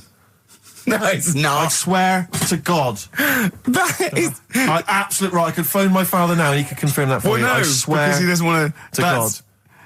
And I'll tell you that... But listen, do you know what worries me? It's the apostrophe S. I know. Because that's blatant. Yes. Amazing, isn't it? That is incredible. But imagine how embarrassing So that if was. I look that up in the Bristol... You'll find that in the Bristol A to Z. I swear to God. That is really... Why have you never told me that before? I can't believe I haven't. That's I'm still incredible. embarrassed now. Do you know, whenever I have to phone up, if I have to give that address, I always spell it instantly. Really? Like, somehow that'll hide it, that'll disguise the name. But I can't get over that. Anyway, if you perhaps live in Tits Avenue, Yeah. you know, or... Wankling Drive. Wankling Drive, just get in touch. Let us know, we're not really interested. You've been voting in all week, sending your emails. So here's the clips that you wanted. Carl, you're making noises while I'm talking. Yeah, but you do this all the time trying to wind me up. And I'm not saying Manchester's the best place in the world, but what I'm saying is there's bits of it that I really miss. Yeah. Like last Sunday, right? When I'd met up with Ricky, we had spaghetti bolognese, which was all right. And then I said to him, I need some soil. Damn, I wish you'd invited me. It sounds amazing. So I need some soil. What do you think? You need some what? Soil? Soil, yeah. I need to repot a plant, right? Yeah. So you need to repot a plant? Yeah. Fair enough. So I'm like, where you can't see these shops in London. Do you know what I mean? There's nothing around. I took him straight to one in my street. Yeah, but near your street, and that's probably the only one in London. Well, you say that, Carl. No, it does annoy me. Round my way, it's like, you know... You can't move for soil shops. There's earth. You can just pick up handfuls walking down the street. Yeah, incredible. People just lean over into someone's front garden. No, You can take the plants as well. No, but what I'm saying is, Go on. Manchester, there's loads of decent hardware shops. Yeah. Here, you know, if you want a panini and a latte or whatever, you can't move from. But for soil, I had to go virtually how many miles away from me to carry that soil home and stuff. Yeah. It's not good. I mean, London's all right, but if cities were sort of marked... It's neglecting the peat market, really. Well, isn't there's barely any mulch available in central London. I'm sick and tired of not getting a good, decent compost of a Sunday. Indeed. So, you know, I'm thinking of moving to the north, where there is loads of soil and gravel. Indeed. And animal shite. whatever. Yeah. So you were going to say, if you were marking cities out of 10, what would you give London?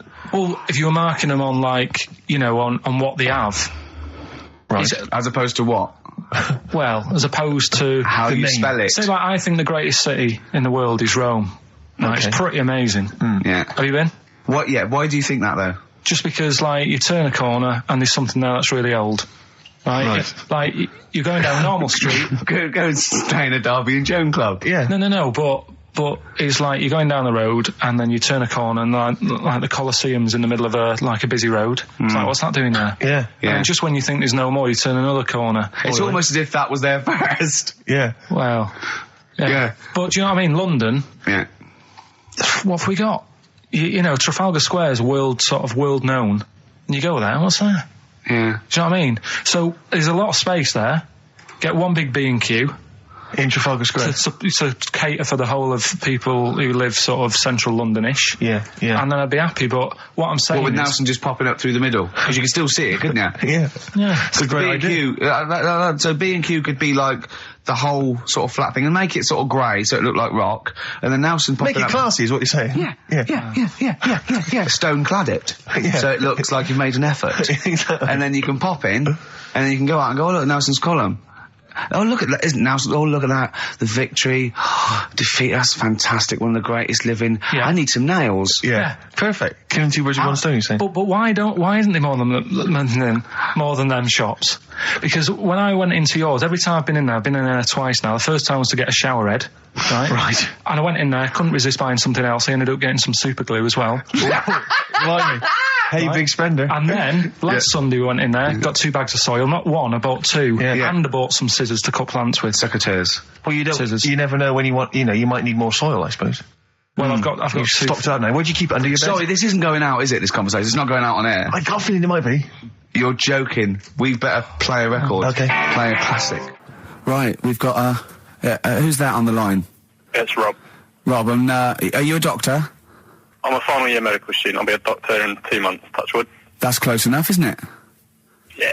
Excellent. So, where do you study? Do you want to give more details, or do you want to remain anonymous as you're calling in to I study at Barts Hospital.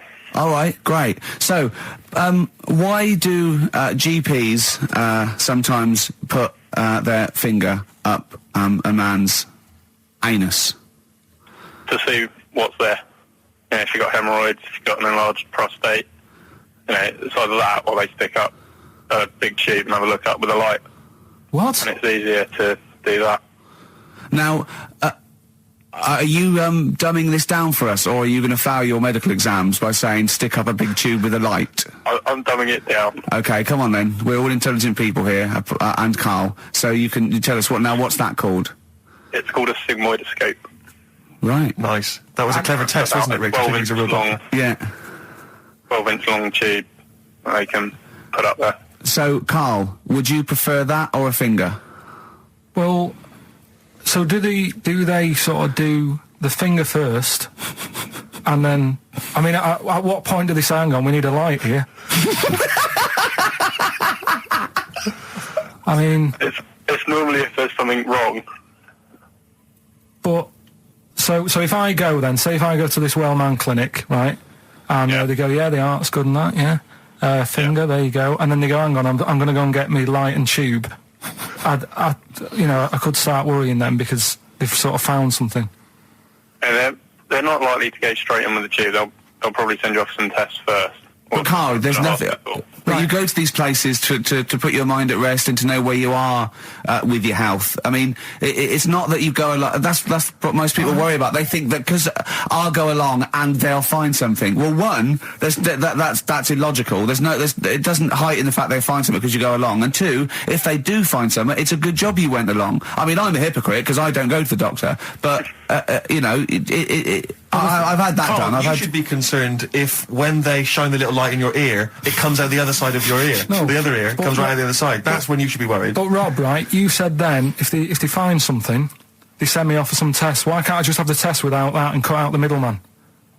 Do you know what I mean? Because you're wasting lots of money. There's hundreds of tests they could do, and they could do every test, and they could all come back with nothing. Or they could do the finger up there and send you for the 3 tests you need to find out what's wrong with you. But in this day and age, with all the technology and that, and like brainy doctors and all that, the only way to find out is sticking a finger up there. What are you worried about, Carl? Is it fundamentally that this doctor who's has done 6 years medical training, is it embarrassing to have a man's finger up your ass? I just don't understand how you can get round to that without... But what don't you like? Is it fundamentally you don't like anything up your ass, or is it the fact that it's a man's finger up there? I don't like going to the doctors. It makes me nervous, because I think if anyone searches you long enough, they're going to find a fault with you, right?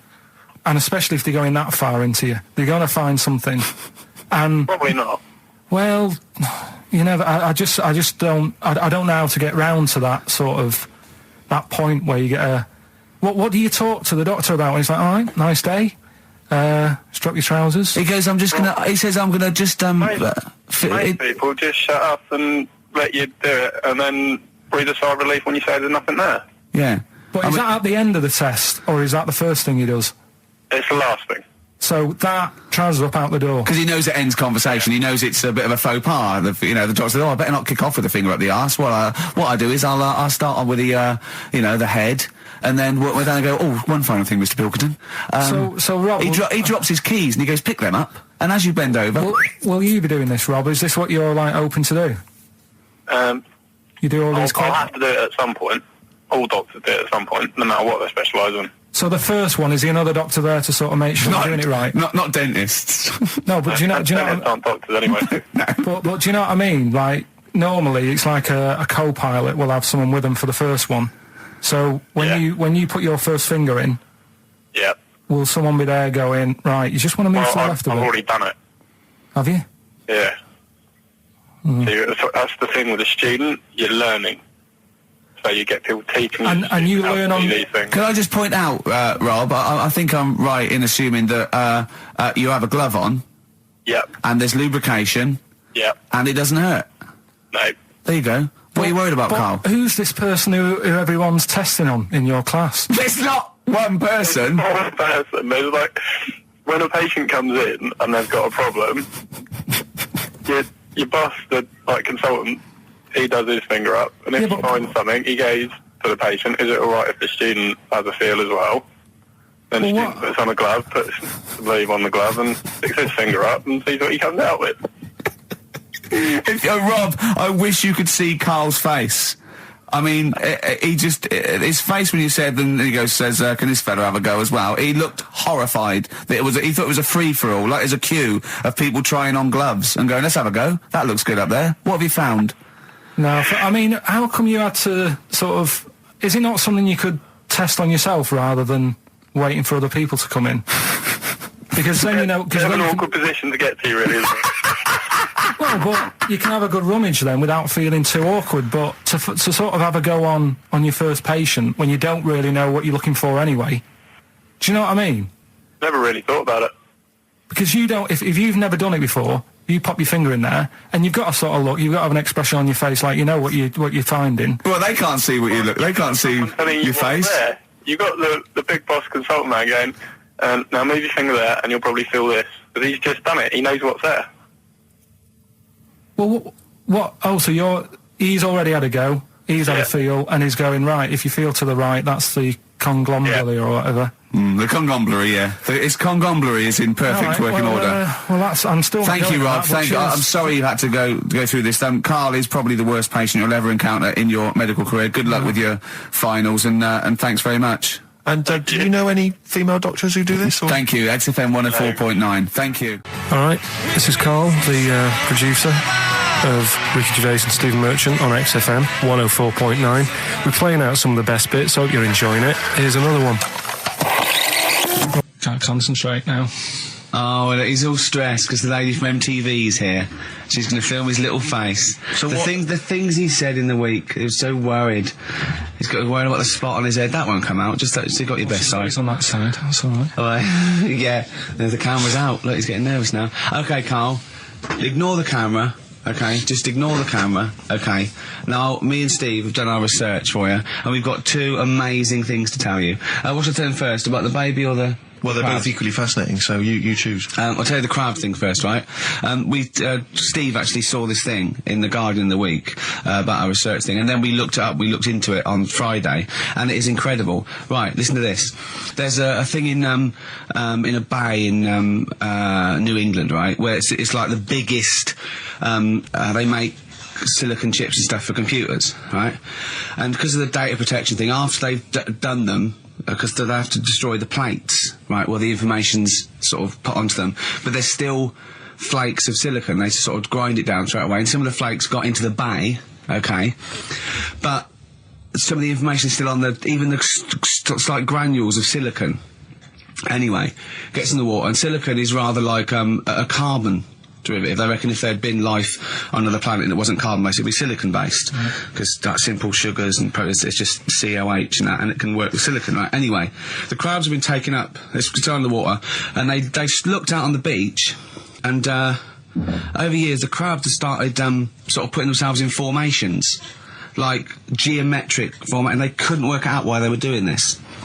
And when they put them in the experiment, they sort of like chopped them up, and they found they'd taken on silicon, and it had sort of got into their brain, and they were downloading information. They picked up little things, because it's just chemical, like electrical impulses that got information off the silicon chip, and they were interfacing it. But this is the amazing thing.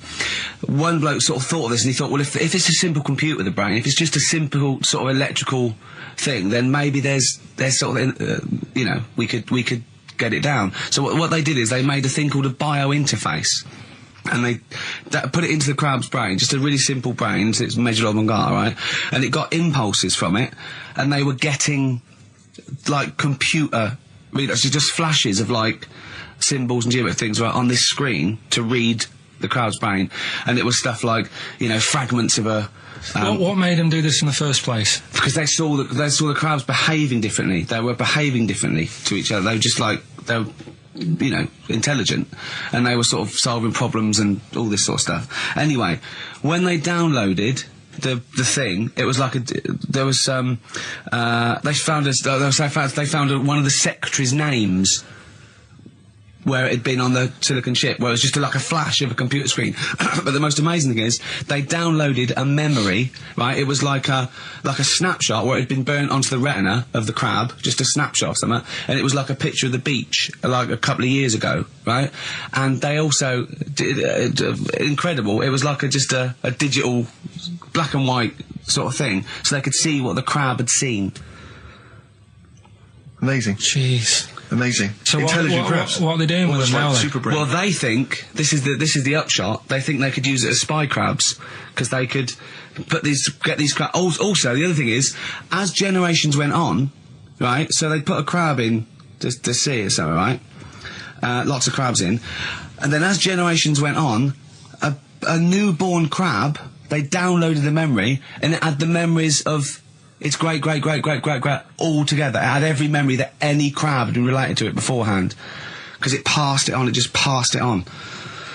So not even ones that had been eating the silicon stuff. Yeah, no, These are just like ones that have had kids. Yeah, and they've got like, and they know so you'd know everything. Your everything right the way back. So would that work if we ate silicon? Well, I suppose so. So what are they going to?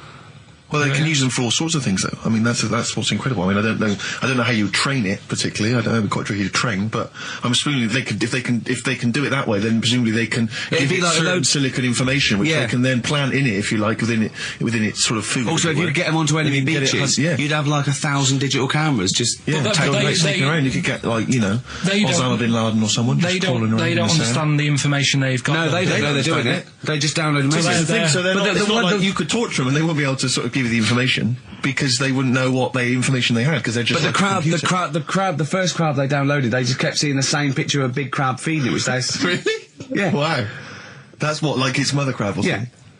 Yeah, just memories of it as a child. But they're not in colour, presumably. Because no, it's all in black and white. It's just a digital camera, because it's just they don't see in black and white, so it's just like a I don't know. I think it's burnt onto the retina or something. And the only one that they kept were the ones they saw a lot of the time. Well, I mean, in a way, some of the educating Ricky I've got for you today is on the similar lines. Right. Oh, you've got to be impressed by that. You've got to be impressed by that. That's pretty good. I mean, I'm interested to see, what they do. What they do with what the crab developments are. But yeah, no, that's pretty good. Yeah. But I mean, amazing. Yeah. Amazing. Well, just digest that information, because that's not even the most impressive one we found.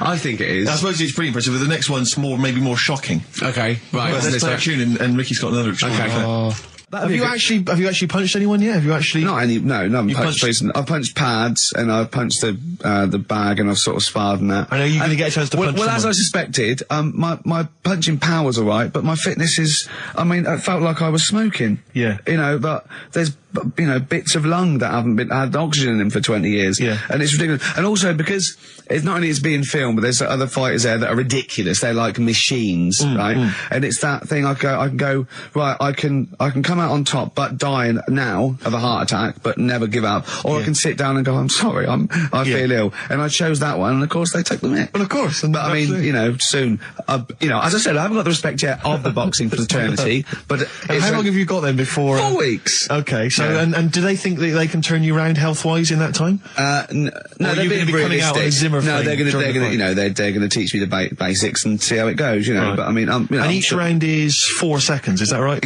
Yeah, 2 4-second rounds with a 2-hour break in between each one. Sit down meal. So give the number. I want serious suggestions of my fighting name. Nothing insulting. So what we can actually use. Well, let's give out the email. That's always the easiest. Ricky.Gervais at xfm.co.uk. What's the number, Carl? 08700 800 1234. And it doesn't have to be in the middle. It could be at the beginning, like the Rage. Okay. Ricky the Rage. Ricky the Tits. Sure. Ricky the Man. Play a record. It was a good day, yeah. Ice Cube talks to me about my life. In the pub. Yeah. A couple of emails are already coming in. They're flooding in, Rick, inevitably, as boxing name suggestions for you. This is one from Matt, I think. He's given a couple, actually. Ricky the Pudding Gervais. Ricky Big Mac Gervais. There's a theme here. Ricky Pasty Gervais. The pasty. I quite like the pasty. Here comes the pasty. As Carl said, he said the thing is, if you have a really good nickname, it's embarrassing when you lose. Whereas if you just call yourself, it's not so embarrassing when you lose. Carl, this is doing so good for my ego. Do you know what I mean? If you have like Killer Gervais. Yeah, and then you end up like vomiting, choking on your own vomit upside down, hanging out the ring. What happens if you win? Do you have to do something? Whereas there goes the pasty being stretchered off in the first 2 minutes. Yeah. Not such a problem. There he is, being lightly basted. And chucked down a mine. What do you mean, what do I have to do? Say if you beat Grant, say. Yeah. say if that happened. Yeah, right. What happens next? What do you mean? What happens? What do you think? Oh, this is a contention fight for the big one. But do they? Yeah. Well, then we make Ricky 2. No, but you know, do you know if they're planning on making more money? Because it's for comic relief, isn't it? So what happens on the night? No, it's for a charity of our Comic choice. relief would make sense. Yeah, Well, yeah, whatever, right? yeah. It was last time. I think that was last time. Is it sport relief? It's not sports. It was relief. last time, Oh, right. yeah. But this is. I think this is a program where And how do we? Sorry, how do you make money for charity from this? Do we pay to sort of for how many punches to the head you're going to take? Or No. I just how think long you're going to last? I assume the BBC donate money, or someone, or a sponsor, or whatever. So I don't know. Just Right. donate money, because it's actually a program. This is more about a program with a I see. charity angle. So yeah. So as if you get like killed, there's more money and food to go around. Maybe. But no, I mean the thing is, what's the next step? Because if they go like, right, yeah, well done, you've won, thank you very much. Well, Carl, what do you expect? That it's winner stays on?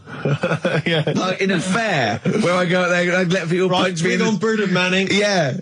And then my twin gets up. Yeah. It's just it's a program. He's it's not like, going to turn pro. It's like faking it. Yeah, but what's the point if it's not going to go anywhere? Well, look, A proper Sorry, boxer. him fighting Grant Bovey in a ring is not entertainment enough. yeah, what's the matter with you, The man's Carl? going to get his face pummeled in. That's Coldplay, The Scientist on XFM 104.9. Right, competition, isn't it? no, it's Educating Ricky Part 2. Oh, is it? Yep. I wasn't even listening. He's doing all the work, I wasn't even listening. I want to spill some water down on that. Right, what's this one again then? Right. What's the teaser headline? Teaser headline is, "What's tomato with you?" Brilliant. Yeah. Go on in. How excited were you when you came up with that? You couldn't wait to come in and tell us, could you? That's just, I think it's a good one because you won't forget it now, will you? I mean, like the worm one. What's so special about the worm? You know, a lot of people think that if you cut a worm in half, two worms will grow, but no. What happens is if you cut the head end slightly nearer the tail than the tail will die, but the worm with the head will be okay. So, it's exploded a myth. It taught me something. Right, so the second one, part 2 of Educating Ricky. What's tomato with you? Yeah. What this one's about is, ages ago. It's scientific. There's never a date. There's never a country, a location. Okay, settle down, children. This is A-level history. Right. Once upon a time. Yeah. When a mental place with swords was a king. Forget his name, but he was a loony. So, and it was literally ages ago. Yeah. So, good luck in the exam. Yeah. Right. So, like, you know, all right, many years ago. Oh, yeah. Yeah. Cleared that up. Go on. They thought tomatoes were poisonous. Right? Okay. Because what Hold on, are they going to be proved wrong at the end of this story? Well, Because I don't want to give away the ending, but is it something to do with are they poisonous tomatoes? No. Oh, you're having a laugh. I don't believe it. But, Go on. They could have been eating tomatoes all this time. Oh, Steve, what's tomato with you anyway? Okay, so hang on a minute. What's Let's just tomato with recap you? quickly. Many years ago, Yeah. when people thought tomatoes were poisonous. Yeah. Go on, yeah. Yeah. Well, they didn't know they were poisonous then because they were still eating them. But what was happening? Well, they're not. was- But they're not poisonous. but hang on a minute. All right. And it's not. I'm just going to listen. I'm not even going to talk. Okay, I'm not going to tackle it So, anymore. if you remember, years ago they didn't have like pottery plates. they had lead plates, right? What are you talking? Just let him talk. Sorry, what year is this? Let him talk. Come on. Plates made out of lead, and Right. what they'd end up doing, they'd say, right, do you want a tomato? And they go, yeah, all right. And they'd put the tomato on the lead plate and cut it. And because of the acid in the tomato, right, it would sort of make the lead runny, and the lead would go into the tomato, and they'd say, oh, it's lovely this, and they'd be eating it. They'd get food poisoning, lead poisoning, what have you, and they'd be really ill. So they thought tomatoes were poisonous, so they didn't eat them for many years. And when then you say someone they, said, do you this mean the didn't people happen. of Narnia? Yeah, this didn't happen. Where was Carl. this happening? Sort of in Britain and that. You put him on the spot there. Oh, I hope there's no uppity pupils at this school when they go, what do you mean, sir? Oh, if you're going to... Oh, I'm fed up with you. Do you understand? No. So the answer... No, you've got... No, right, okay, first of all, Carl, where'd you get this information from? Where did I 14 get times that? as well? Do you know... You can't remember. I don't know where I got that from. I don't know where I got it from. But why don't you think that makes sense? But what? Someone once got lead poisoning from a tomato? Not just one, loads, and then all of a sudden... No. Why is this educating me? Because I'm telling you that tomatoes... I can't take anything away from this. Yeah, I don't know what to take away from this. What have I learned? What have I learned? Don't mix lead with tomatoes. Why is this educational in any shape or form? What are you telling me? A long time ago in the land of Glunk, right, where the ninnies did slib, right, they thought tomatoes were poisonous because they ate plates of lead. What are you talking about? Yeah, but we all know tomatoes aren't poisonous. Is that what we're taking from the story? Is that the moral of the story? Don't believe these people that I'd never heard of before. What are you talking about, Carl? I think it's a bit weird. It's a bit weird, yeah. It's the same people that were spreading those malicious worm rumours. My hangover's coming back. I've got to get some water. Play a record that was rubbish. Placebo, Bitter End on XFM 104.9. This is pre-recorded. We recorded this a couple of weeks ago, before Christmas. I hope you had a great Christmas.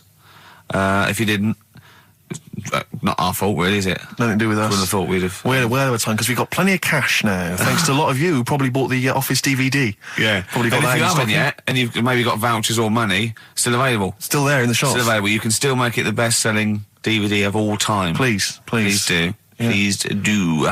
I'll tell you what you want to hear, though, before you make your mind up. I'll tell you what, if you like this next clip, go and buy the Office DVD. I think you will. It's a brilliant clip. It's the one where we talk about, well, it's self-explanatory. Yeah.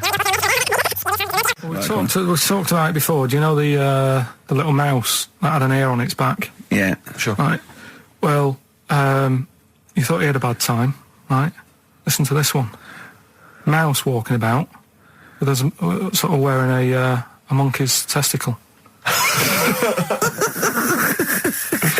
They're just having a laugh. This is what I mean about a lot of scientists. What are they doing? When's that going to come in handy? I don't know what you mean. Well, they were seeing if, say if a fella loses one, right? Yeah. Hitler or whatever. And they go, well, don't worry about it. We can sort you out. I don't know what the monkey's going to do. I don't know if they keep passing them on or whatever. But the actual monkey testicle was put on the mouse. And it worked. It worked for the mouse. But isn't it... I mean, isn't a monkey's testicle quite large in relation to a mouse? Would it not look like the mouse was on a space hopper or something? Oh, yeah, it didn't look good. Well, they didn't put it where its testicles would be. No, they did. Like, well, how could it walk then? The ear was on his back, so he could just get about. Well, I don't know. But you don't know, do you? You just guessed. Did they grow the monkey's testicles where the mouse testicles it would... looked stupid anywhere else, though, wouldn't it? Oh, whereas a mouse with monkey testicles, that's fine. Oh, you'd be showing off. You'd be all right. I'd prefer that than the ear. When that mouse gets put back in with the other mice, do the other mice go, George, you look different. Have you had anything done? But the weird thing is, as well, apparently it still works as a monkey. What? So, like, what are you talking about? Like the sperm and that was it was still sort of monkey. Of course sperm. it was. What are you talking about? But that's weird. But what, Carl? What? But what? It's only a thing to give it nutrients. That's all the thing they're testing. It's like grafting at that level. Right. What's your question? Because I'm right. What do you think? It would change eventually. It would have changed into a mouse testicle because it had been hanging round a mouse for so long. No, I thought the actual sperm of it though would be a mouse's. Why? Because it's hanging off a mouse. No, but your sperm is actually created in the testicles. So that's why it has to be outside your body. Otherwise, we put them in a nice little cage. But I'm guessing then that they've done this operation so that they can do it to humans. Yeah. Why would I want a monkey testicle if my kids are going to be monkeys? What use is it? No, think. That's no. That's going to happen anyway, Carl. Yeah, but think. Think of what you're saying. They've grown a monkey testicle on a mouse to see if it would still function as a monkey's testicle, okay? So they can do that to humans. So think, Carl. What they'd do is they'd grow a human testicle on a mouse and it could still be used as a human testicle. So what? To give you a testicle that you've lost. From a mouse? No, from another person who it was kept alive on a mouse. Because it's kept the nutrients alive, as opposed to keeping it in a deep freeze. Maybe bollocks go off after a week. I don't know. Maybe they get accidents. He had a little a card. Do you donate your testicles? Yeah, I'll tell you what. No one needs testicles yet. Let's keep them on a mouse. You have yours ripped off in some sort of bizarre skiing accident. You go, well, you're in a Battersea Dog Town. You pick the ones you want. They can grow them on anything. They can grow them on a Dachshund. Bulldogs are growing them usually, that's where you see a bulldog. Usually that's waiting for an operator. What don't you understand, Carl? Hang on a minute. I thought this was knob news, not testicle time. I don't understand what... Yeah, testicle time's not for another 10 minutes. Yeah. No, it's all sort of linked and that, though, isn't it? Well, sometimes it's linked to a mouse. But what do you think about, like, I don't know, testing stuff out like that? Is it worth it? Could you not just go straight from... But listen, Carl, I'm getting this information from you. No, if this was on Question Time and someone said there were, Dimbleby and Paxman or whatever said it, I'd think about it as a moral dilemma. You've just said you saw a mouse with a monkey testicle. What do you think of that? I don't think anything of it. I don't think anything of it is the answer, Carl, because I can't trust the info. I cannot trust anything that comes out of your mouth. Well, it's true, but it's just all this. It's the same thing, innit? It's the leeches in a blender. It's the fella looking at an electron. Yeah. It's the mouse with an ear on its back. Yeah. I don't know what the point is. But you don't read on. Because I've seen you read something and you're going, look at that. Man survives on eating knee. And I go, what else? You go, I didn't read on. I didn't read on. You look at the mouse with the ear on the back and you just think, that must be murder at a concert. You don't think. You don't think. No, I just think, is it worth sort of wasting You think he swallowed someone's ear? He gnawed it away and swallowed it and it's just in his system? Yeah. No, I just get a bit sad about the mice and that. I agree. I mean, that is sad, yeah. Of course, anything like that. Chris Campling did a review of the show. Right. And basically said that Karl Pilkington is a creation of Gervais and Merchant. Well, if only that were the case. He said... he started off saying he liked the show. Yeah. He was excited. Said it was a good show. A lot of the jokes. I'm already questioning his critical faculties. Yeah, exactly. And basically said that we didn't contribute much, or seemingly didn't seem to contribute much, and we couldn't sort of like ad lib or anything. We just laughed at, particularly me, laughed at Karl Pilkington, who was coming up with some quite funny stuff. Yeah. Right? But then he does a twist on it. He goes, but the thing is, we're the puppet masters. He's a created person. We've created the persona Karl Pilkington for our own amusement. Right. He bases this on simply that we talked about... What was it we talked about?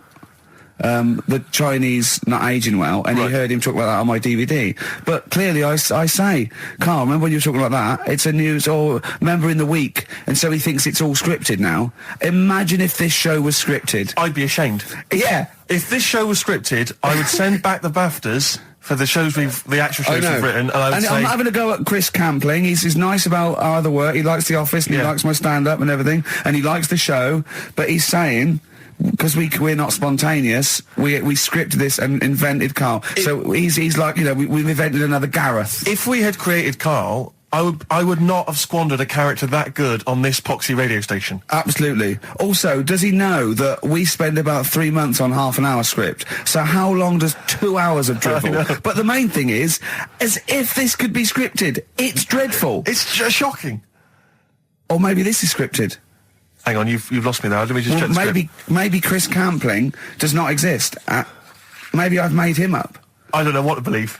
See, the name doesn't wash with me. What was his name? Chris Campling. Sounds odd. That's something that I made up, isn't it? Campling's almost like a joke. It's almost like a gay name, isn't it? Oh, he's a Campling. See, I think this is scripted. Yeah. I think I've probably made this whole link up, and Karl is a creation. Campling, that's not a real name. I made it up. I should have come up with something better. Yeah. Sorry. Down to the River by Bruce Springsteen on XFM 104.9. So, that little fella in the Times thought Karl was just a puppet. We created him. He's an actor. What's his actor's name? Brent Hogwell. We got him from Spotlight. Brent Hogwell. This stupid, dopey Mancunian accent, he just puts that on every week. Yeah, exactly, yeah. Yeah, he speaks rather like Hugh Grant. Yeah. Yeah. And we just got this whole world around him. We set a whole... What do you think about that? He had his head shaved, especially. Exactly, yeah. So yeah, would he think that, you know, maybe if he's looked online and seen me head and he's noticed how round it is and that, does he think it's sort of been you know, morphed into that shape just for the show, just for 2 hours on a Saturday? Yeah. You spend 5 hours in prosthetic makeup like John Hurt in The Elephant Man. Everything about him was made up. Yeah. We created him, because I remember coming up with Auntie Nora. Oh, yeah. You said, Rick, we need another character. I said, what about giving him an Auntie Nora? Doesn't sound convincing, I said. Yeah, and you said, what is it about? I said, well, I don't know, she farted for 5 minutes and she's got a fanny like a split tennis ball. No one's going to believe that. Yeah. Oh, that brings us neatly... Well, let's put that to bed now. So, Chris Campling, honestly, we do not script this shambles of a show, and Karl Pilkington really is like this. If you want, you can meet him. I'd love to send Karl for a drink with Chris Campling. Can we do that? And then he'll eat his words. Chris, if you're listening, honestly, this isn't a stitch-up. As I say, I'm not having a go at you. It's a very well-written article. It's very, very fair. You're just complimenting on his grammar. Yeah. It's a very well-written article, Chris. No, I'm saying we're not having a go. You've typed that beautifully. It's not like he slagged us off. I would just love him to meet Karl Pilkington. People in the street come to me and say, is Karl like that? And I so want them to meet him. Yeah. Or maybe he can send in, if he's online, he can send in 5 subjects for Karl to talk about that we couldn't possibly know about, just so he knows that we just really do throw things at Karl and that drivel comes out. Imagine if it was scripted. So wristbands work. I saw one in a shop window the other day which said, stop child abuse. And I bought one, obviously, because a lot of people say, you know, does it make a difference? But it was only £1, and I'd only spent it on kiddie porn.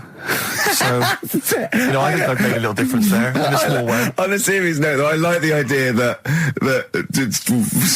child abuse. If you're a paedophile and you're walking along the street in your Mac, right? You got a puppy in one hand, a bag of sweets in the other, and you see this wristband, and you go, "Oh, stop it." Oh, okay then. Yeah, I hadn't thought before. That's what you think. Okay, fair enough. Yeah. I won't be doing that again. Yeah, he was hanging around in Topshop for unsavoury reasons. You saw them in there for only £1.